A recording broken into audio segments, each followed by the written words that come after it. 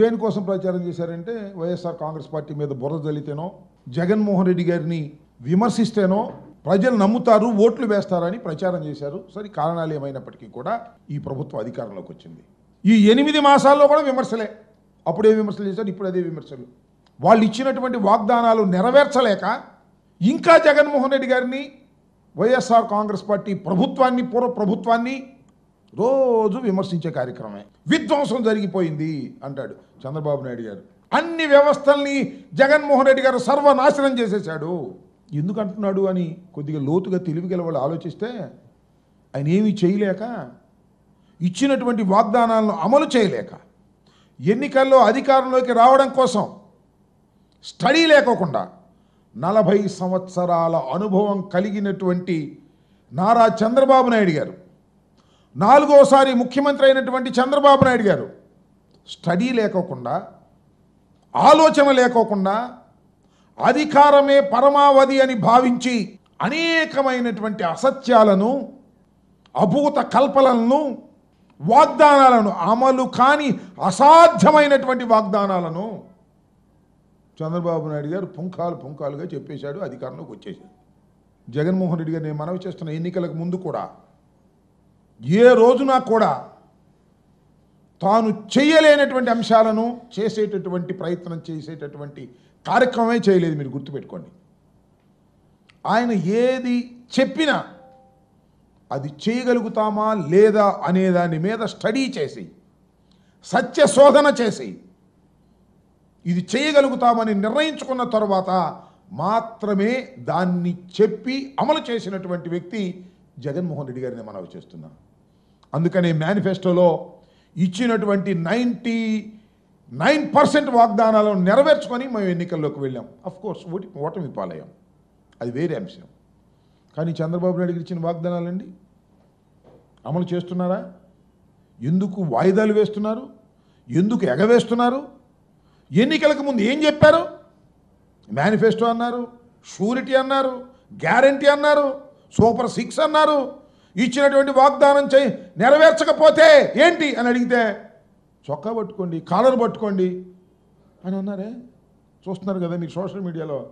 మేము అన్నీ స్టడీ చేసాం, కాలర్ పట్టుకోండి మాది అవసరమైతే అన్నారు. ఏం పట్టుకోవాలి వాళ్ళు చెప్పమని అడుగుతున్నా. అది చెప్పిన పెద్ద మనిషిని. వాళ్ళు ఏం పట్టుకోవాలి? 8 మాసాలు అయింది, ఇచ్చిన వాగ్దానాలు నెరవేర్చలేదు, ఆరకొరగా కుంటిగా ఏదో చేస్తున్నామని ప్రచారం చేస్తున్నారు. ఇప్పుడు ఎవరు చొక్కా పట్టుకోవాలి? ఎవరి కాలర్ పట్టుకోవాలి? ఎవరి మెడ పట్టుకోవాలి? చెప్పమని నేను అడుగుతా ఉన్నా.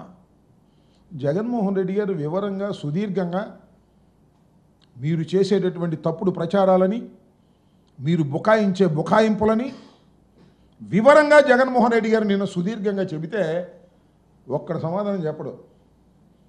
ఊరిని చిల్లరమొరలుగా మాట్లాడే ప్రయత్నం. ఆయన మంత్రులు, నాయకులు కారు కూతలు గుయ్యటం, పిచ్చిగా మాట్లాడటం, ఈ ప్రయత్నాలు చేస్తున్నారు తప్ప వాస్తవాలు చెప్పేటటువంటి ప్రయత్నం చేయటం వల్ల, జగన్మోహన్ రెడ్డి గారు అడిగినటువంటి ప్రశ్నలకు సమాధానం చెప్పడం వల్ల నేను మనవి చేస్తున్నా.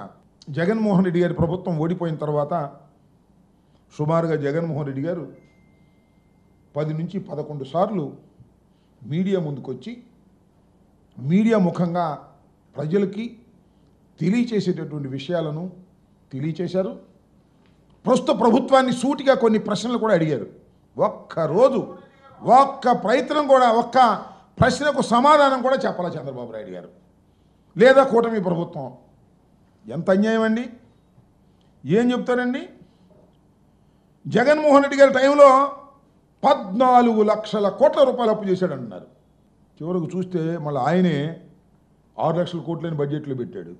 చెప్పే ప్రచారం వేరు, ప్రాక్టికాలిటీ వేరుగా కనిపిస్తున్నటువంటి పరిస్థితులు మనకు కనిపిస్తూ ఉన్నాయి. చాలా చిత్రం ఏంటంటే జగన్మోహన్ రెడ్డి గారు మొన్న మీడియాలో కూడా అడిగారు, దానికి సమాధానమే చెప్పలేదు. రాష్ట్ర ఆదాయం తగ్గిపోయింది, ఇది ఫ్యాక్ట్. టోటల్గా రాష్ట్రానికి రావాల్సిన ఆదాయం 8 మాసాల్లో తగ్గిపోయింది.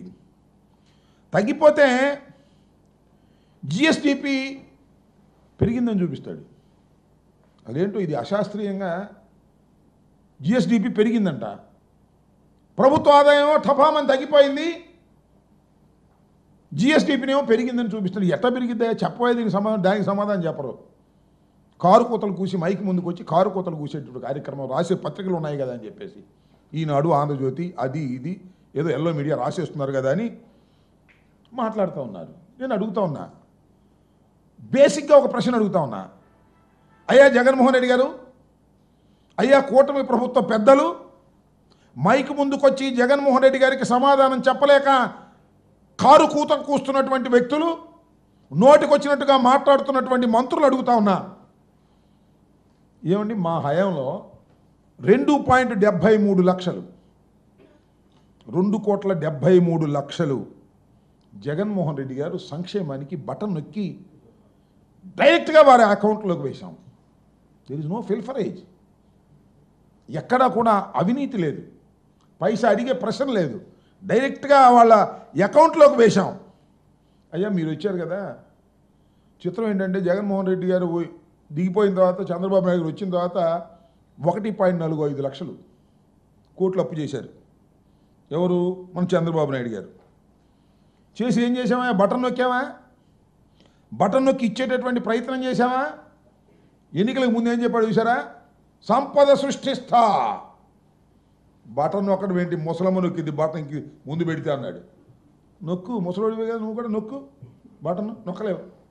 పోనీ నువ్వు ముసలోడు అయిపోయావు అనుకో, మీ కుమార్ చేత నొక్కించు, అది నొక్కలేవు. అప్పుడు జగన్మోహన్ రెడ్డి గారు 2,75,00,000 రూపాయలు పేద ప్రజలకు బటన్ నొక్కి ఇస్తే దాన్ని అవహేళన చేశావు. ఇవాళ బటన్ నొక్కడానికి నీ దగ్గర దమ్ము లేదు. ఆర్థికంగా రాష్ట్రం దెబ్బతినిపోయి ఈ నొక్కలేపడానికి కారణం ఎందుకో తెలుసా? అంటే జగన్మోహన్ రెడ్డి సర్వనాశనం చేశాడు, వ్యవస్థలు నాశనం చేశాడు. ఇలాంటి కుంటి సాకులు, పనికిమాలిన సాకులు చెప్పేటటువంటి ప్రయత్నం చంద్రబాబు నాయుడు గారు చేస్తున్నారు తప్ప సూటిగా దేనికి సమాధానం చెప్పడే. ఇదిగో జగన్మోహన్ రెడ్డి గారు ఇలా ప్రశ్నించాడు, దీనికి ఇది సమాధానం, ఇదిగో లెక్కలు ఇవి. అదేమంటే నేను ఐటీలో దిట్ట, నాకు 73 ఏళ్ళు దాటిన ఐటీలో నేను బాగా దిట్ట, ఇట్లాంటి మాటలన్నీ మాట్లాడేటటువంటి ప్రయత్నం చేస్తున్నారు చంద్రబాబు నాయుడు గారు. మొన్న ఇటీవలే నిన్న జగన్మోహన్ రెడ్డి గారు కూడా చెప్పాడు, నీతి ఆయోగ్ రిపోర్ట్ తీసుకున్నాడండి చంద్రబాబు నాయుడు గారు. ఏం చేయాలి? నీతి ఆయోగ్ రిపోర్ట్ ప్రకారం 2014-19 మధ్య ఎవరు? చంద్రబాబు నాయుడు గారు చేసింది, అలాగే జగన్మోహన్ రెడ్డి గారు చేసినటువంటి దాన్ని రెండింటిని పోల్చి చూడవలసినటువంటి అవసరం ఉంటుంది. వైఎస్ఆర్ కాంగ్రెస్ పార్టీ ప్రభుత్వం హయాంలో ఈ మూలధన వ్యయాన్ని ఎంత చేశారని. 2014-19 మధ్యకాలంలో మూలధన వ్యయంలో సోషల్ సర్వీసెస్ కింద సగటున 2,437 కోట్లు మాత్రమే చంద్రబాబు నాయుడు గారు ఖర్చు పెట్టారు 2014-19లో. మరి వైఎస్ఆర్ కాంగ్రెస్ ప్రభుత్వం అధికారంలోకి వచ్చిన తర్వాత అదే అక్షరాల 5,224 కోట్లు ఖర్చు పెట్టాం.